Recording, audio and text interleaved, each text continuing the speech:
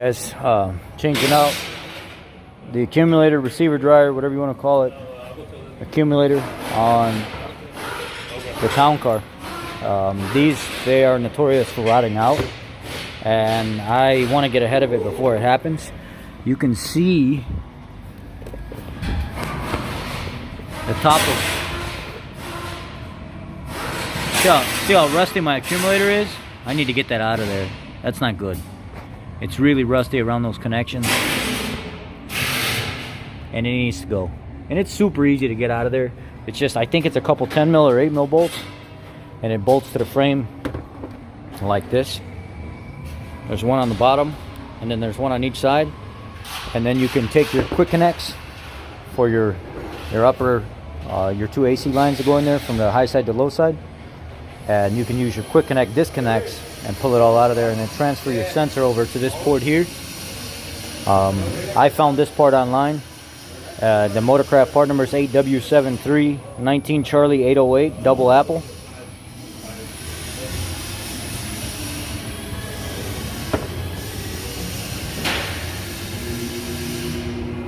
Thumbnail. And now I'm going to go ahead and pull everything down. I'll go ahead and recover it.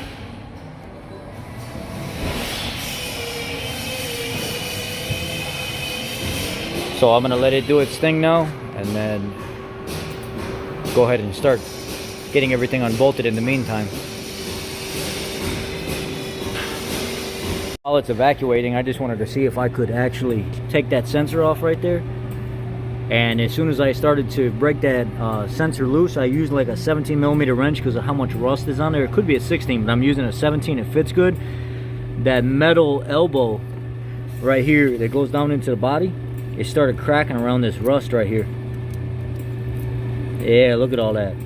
See, this is what happens to these Panthers on these accumulators. And then you go to spin that sensor out while it's in the car because it's all bolted down. It'd be easier to spin it out now. It was going to snap that nipple off. So I was like, nope, you ain't getting me. I'm going to go ahead and pull it out of there and then do it while it's out on the bench. Okay, since the last time I filled it up, I just pulled out 21.9 ounces. This vehicle takes 23 ounces, so technically I really didn't lose anything because there's like an ounce in the lines because it's in a vacuum situation before you start it typically. So you'll have about a half ounce to ounce in the line. So I have no leaks in my system anywhere. I pulled out exactly what I put in, and now I'm going to go ahead and take the lines and everything off, get the vehicle up in the air, and then get the accumulator out of the vehicle. You can tell this has been replaced because they have anti-seize on the bolts that go into the accumulator to hold it onto the side of the body. It's a 13 millimeter. And then you come over here and look. That's the bottom one I pulled out of there. And then there's one on the side right there and one on the side right there. And then it's free. Then you just got to disconnect the lines. And we'll do that from the top. But anyway, let me go ahead and finish getting that out of here. Alright, you can see it's out and it's loose now. So now I'm going to go up there and disconnect those connections. I'll probably do this one right here in the wheel well. Just turn the wheel to the side and lower the car some and get this connection. And then the other one's a little bit more on top.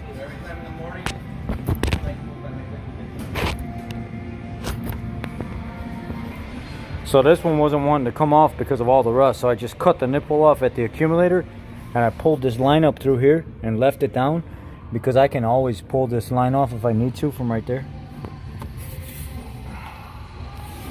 But I'm gonna try to do it in the vehicle. Actually, it's the one next to it.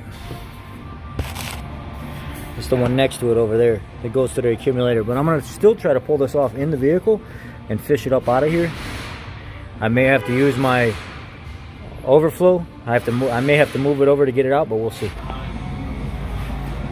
So I was able to get it out by pulling really hard on that line with this is a plastic 7/8 tool. That's how I used to unlock it. Now let's go over here and pull this sensor out and I'll show you how tight it is on there. Hopefully it doesn't break. It's so freaking rusted.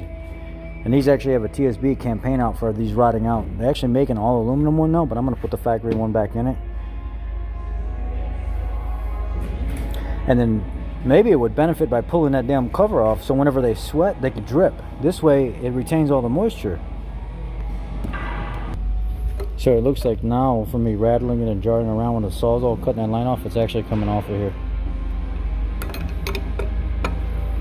Thankfully. And I'll have to go over there and clean it out real good. Okay, I was able to get it off, and I transferred the O-ring over, cleaned this up a little bit, and I'm going to go ahead and transfer it over. It holds all the moisture with the plastic on it. So we're going to pop this case off of here.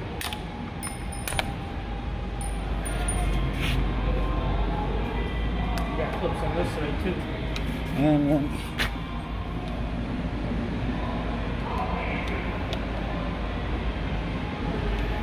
How fucking rusted this thing is.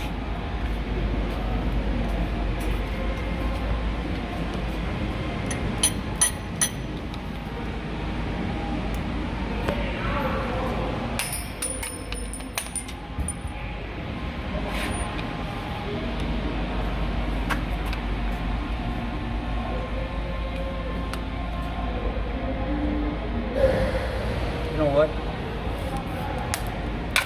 Pause it. And this is where it rots out, right here at the bottom, because all the moisture drains down. You see, it's already, the body's, the metal and everything all the way inside it, and it rots out down here, and it rots out up here around the fittings. Because Ford puts that case on it.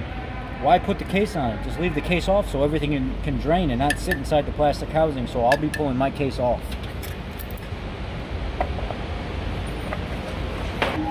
What happens is all that rust sits down inside here and blocks this drain hole. So pull the case off of it, leave it off. Alright, I modified the base of where this mounts to the side, and put some zip ties all the way around, and some 100, or what are they, 75 pound test or something like that. 100 pound, 75, I don't know what the hell they are, but they're heavier test. And I actually cut a bigger hole out in the bottom, raised it up some so it could drain, cut the top off of it so I could adjust it how I want it, and now I'm going to mount it back to the actual fender area, or the frame area where it goes. So now this damn thing won't rust out no more. Or if it does, it'll take a long damn time instead of how Ford had it before with everything accumulating inside that case. Okay, I got it installed. I ground down the frame and everything around it where it rusted. I took a big, like 28 grit shark disc and ground everything out of the metal, and then repainted everything and put it all back. Okay, I got my clamps back on. Right there. I put some rust treatment on it so it's slowly changing the color. But that's how it looks installed. So modified factory accumulator so it could actually drain properly. Now I'm going to go ahead and hook up the AC machine and put my 23 ounces back in there. This here is the other half that is no longer any good. So at this point, I'm pretty sure you don't need to see me recharging the system. I've got it evacuating right now. It's in the recovery mode. And then I'm going to recharge the 23 ounces back to it and put another ounce, maybe 2 ounces of PAG oil back in it. And that's it. But that's how you modify these factory accumulators so they don't rot out anymore.